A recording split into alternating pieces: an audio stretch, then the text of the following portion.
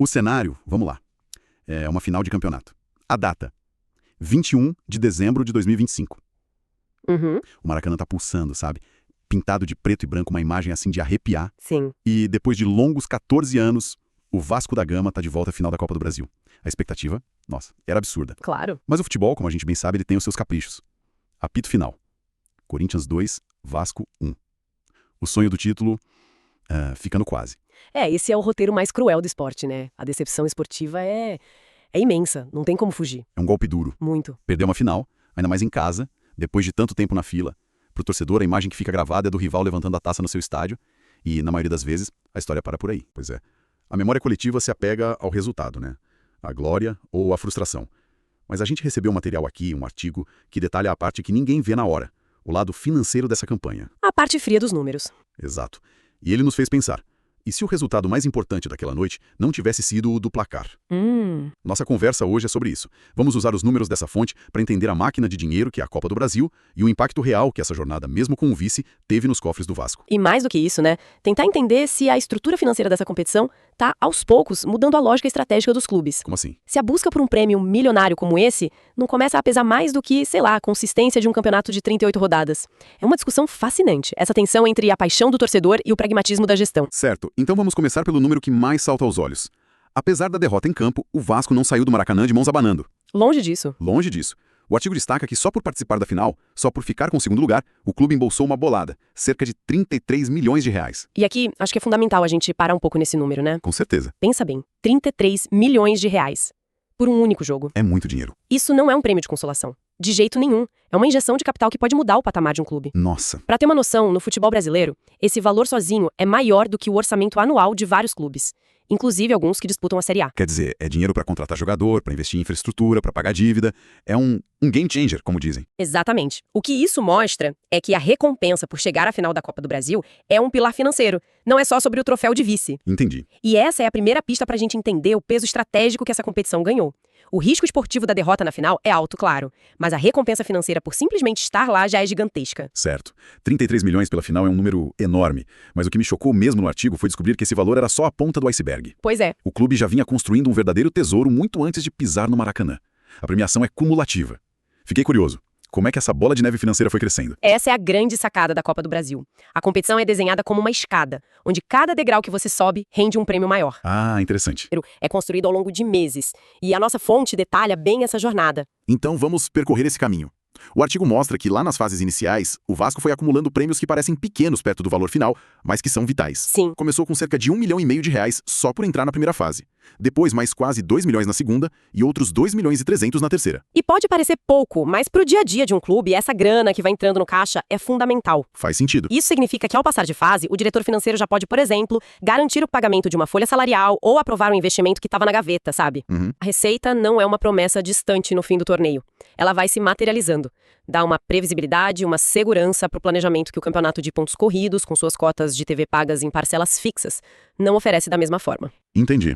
É um fluxo de caixa que acompanha o sucesso em campo. E aí, conforme o time avança, os degraus dessa escada ficam mais altos, certo? Muito mais altos. O salto começa a ser bem significativo nas oitavas de final. Ali o prêmio já aumenta bem. Sim. Ali, a classificação já valeu mais de 3,5 milhões de reais. Nas quartas, o prêmio subiu para quase 5 milhões. Eram valores importantes, que somados já davam um bom dinheiro. Mas o verdadeiro pulo do gato... Onde a coisa muda de figura. Exato. O momento em que a competição realmente mostra seu poder financeiro é na semifinal. E qual foi o valor ali? A classificação para a semifinal rendeu, sozinha, um cheque de quase 10 milhões de reais. Nossa. Pense nisso. Um único confronto, 2 jogos, que valeram 10 milhões para os cofres do clube. Caramba. É nesse ponto que a diretoria e a comissão técnica devem ter olhado uma para outra e pensado, ok, isso aqui virou a prioridade máxima. Faz todo sentido. E o artigo nos ajuda a somar tudo isso. Juntando todos esses prêmios, desde a primeira fase até a vaga na final, o Vasco já tinha garantido mais de 24 milhões de reais. Exato. Ou seja, antes mesmo do apito inicial no Maracanã, o clube já tinha assegurado um valor que, para muitos, salvaria a temporada inteira. Afinal, era, na prática, uma disputa por um bônus multimilionário. E é essa estrutura que nos leva de volta àquela questão estratégica, né? De priorizar a competição. Sim. Quando um clube percebe que pode construir uma receita de 24 milhões em 6 ou 7 jogos, será que não vale a pena, em alguns momentos, poupar um jogador importante num jogo de meio de tabela do Brasileirão para tê-lo 100% num jogo de mata-mata da Copa do Brasil? A lógica financeira começa a influenciar diretamente a decisão esportiva. Totalmente. Isso levanta uma questão interessante. Um clube grande, como o Vasco, entra em todas as competições para ganhar. Mas na prática, com orçamentos apertados, é preciso fazer escolhas. Essa estrutura de premiação não força uma escolha, colocando a Copa do Brasil num pedestal? Eu diria que ela apresenta um argumento muito, muito forte a favor disso. O Brasileirão é o torneio da regularidade, do prestígio, mas seu retorno financeiro é mais diluído, mais previsível. A Copa do Brasil é o torneio da oportunidade. É um caminho mais curto e fase a fase mais lucrativo para uma injeção de capital massiva e rápida. É quase como comparar um investimento de longo prazo com uma aplicação de altíssimo rendimento, mas também de alto risco. Ok, então vamos para a conta final. O resultado dessa aplicação de altíssimo rendimento.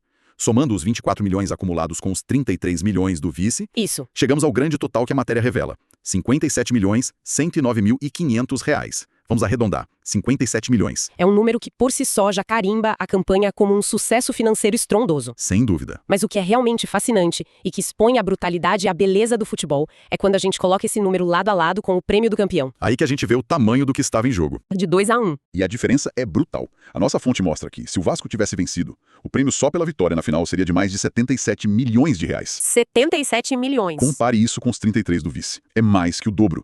A vitória valia literalmente o dobro da derrota. E o impacto no valor total da campanha é ainda mais assustador. Com o prêmio de campeão, o montante total do Vasco na competição chegaria a mais de 101 milhões de reais. 101 milhões. Um número de 3 dígitos. Então, vamos traduzir isso. Aquele único resultado de 2-1 em campo, decidido talvez num detalhe, numa bola na trave... Numa defesa do goleiro? Numa defesa, exatamente. Representou uma diferença de mais de 44 milhões de reais nos cofres do clube. 44 milhões. Em 90 minutos. É difícil até de processar. É surreal. Para dar uma dimensão, 44 milhões é o suficiente para montar um time inteiro na Série B ou para contratar 2 ou 3 jogadores de nível de seleção. É um valor que pode pagar a folha salarial do clube por quase um ano. Pense na pressão que isso coloca sobre os ombros de jogadores de 20, 25 anos. Nossa, nem me fale. A gente fala da pressão da torcida, da história, da glória, mas existe essa pressão financeira monumental que nós do lado de fora raramente dimensionamos. Verdade. Reais. Eu fico imaginando a conversa no vestiário antes de um jogo desses. O técnico fala sobre legado, sobre honrar a camisa, mas todo jogador ali sabe que uma vitória pode significar um bicho, um bônus, que paga a entrada de um apartamento ou resolve a vida financeira da família. Isso me faz pensar. Essa diferença de 44 milhões de um jogo para o outro é sustentável para o futebol brasileiro? Boa pergunta. Um único resultado, criar um abismo financeiro tão grande entre dois clubes, não acaba, ironicamente, prejudicando o equilíbrio do campeonato no ano seguinte? O campeão dispara na frente, contrata mais, e o vice, que fez uma campanha quase tão boa, fica para trás? É a pergunta de $1 milhão, ou melhor, de 44 milhões de reais. Por um lado, essa premiação, pote de ouro, valoriza imensamente o produto. Afinal, se torna um evento imperdível, gera mais interesse. Mais patrocínio. Por outro lado, sim, ela tem o potencial de acentuar a desigualdade. O Corinthians, nesse nosso cenário, não só ganha o título, mas ganha um poder de fogo para a temporada seguinte que o Vasco não terá. Ele pode usar esse dinheiro para tirar um jogador-chave de um rival, por exemplo. Exato. É um efeito cascata. A glória em campo se transforma em hegemonia financeira. Então, para a gente amarrar essa análise, a história que fica é: apesar da dor da derrota na final da Copa do Brasil de 2025, a campanha do Vasco foi um sucesso financeiro retumbante. Injetou 57 milhões no caixa. Sim, um valor que com certeza ajudou a estruturar o clube para o futuro. O torcedor pode ter saído triste do Maracanã, mas o diretor financeiro certamente saiu com motivos para pelo menos um sorriso discreto. Foi uma campanha que pagou as contas do ano e ainda deixou o troco. Mas, ao mesmo tempo, a nossa análise baseada na fonte revela a disparidade financeira dramática que um único jogo pode criar. O campeão, o Corinthians, levou para casa mais de 101 milhões. E essa diferença de 44 milhões, decidida em 90 minutos, destaca o altíssimo risco e a recompensa gigantesca que define uma final hoje. A glória esportiva veio acompanhada de um cheque muito, mas muito mais gordo. O que nos leva a uma reflexão final. Um pensamento para quem nos ouve continuar a ponderar. Nós analisamos os números, o impacto imediato, mas e a longo prazo? Certo. Se essa estrutura de premiação se consolidar como o caminho mais curto para a saúde financeira, o que isso significa para a identidade do nosso futebol? O campeonato de pontos corridos, que historicamente premia o trabalho mais consistente e regular... A maratona é uma provocação e tanto. A gente pode estar testemunhando uma mudança silenciosa na alma do nosso futebol, onde a emoção do tudo ou nada de um mata-mata... turbinada por prêmios milionários. Exato. Começa a valer mais do que a maratona de 38 rodadas. Exatamente. A questão que fica é como os clubes vão equilibrar essa balança.